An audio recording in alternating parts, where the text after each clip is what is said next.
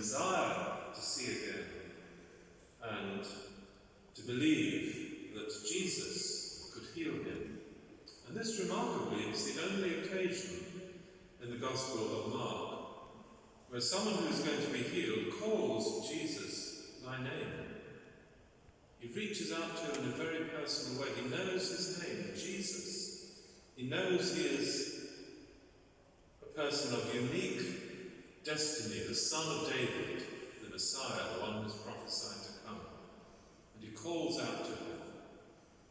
And really he is a tremendous example to us as well, because we so easily get into a kind of routine of getting used to our sins, our weaknesses, our bad habits, our general compromises and stupidity and failures. We kind of resign ourselves to them.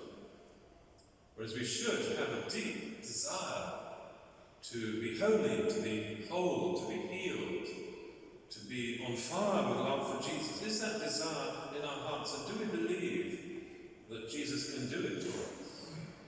And we see in this story different kinds of obstacles that are in this blind man's way, which he overcomes. And they all speak to us. First of all, there is the discouragement of others. Don't make a fuss. Jesus, this is a solemn procession with the Messiah. We must be silent. We must be reverent. Don't want any blind beggar shouting out of his despair, be quiet, be quiet. But he won't be quiet. He keeps on shouting. Secondly, we can see the sense in his cloak, I suppose, as a kind of symbol of all the things of his past life. His cloak must have been very, very important to him as a blind beggar. The winters get cold in Jericho. I'm told that Jericho has a double distinction of being the lowest city on earth. It's something like 500 or 600 feet below sea level in the Dead Sea. But it's also the oldest continually inhabited city in the world. It's been inhabited since 8000 BC. So there in Jericho you get extremes of temperature, heat, but fierce cold in the winter. So his cloak is very important to him. But what does he do as soon as he sees that Jesus is gone? He throws his cloak away. He gets rid of his security. It's a kind of symbol of all the things of our past which we're called to allow Jesus to get rid of for us. And then finally, of course, there is this question that Jesus asks. He makes Bartimaeus actually ask for the gift of healing. Because, as I say, many blind people, blind beggars, would have just got used to their fate, would have perhaps just wanted Jesus to give them some sort of a blessing.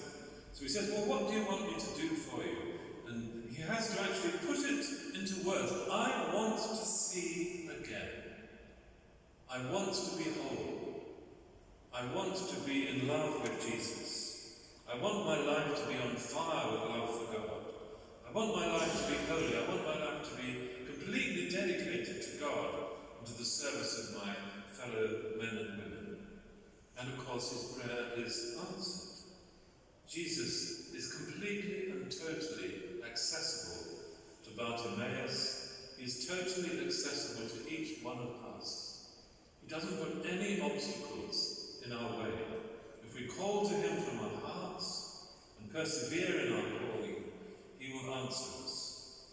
And the response, the result, of course, is the obvious one. His sight returned and he followed him along the road. There's a kind of hidden meaning in this story. The disciples of Jesus have been following Jesus along the road all the time, but so often their behaviour shows that they are spiritually blind. They're still full of ambition, they're still full of fear, they don't really have any recognition of who Jesus is. They know he's someone special, but they are too afraid to accept that he will have to be crucified and rise again.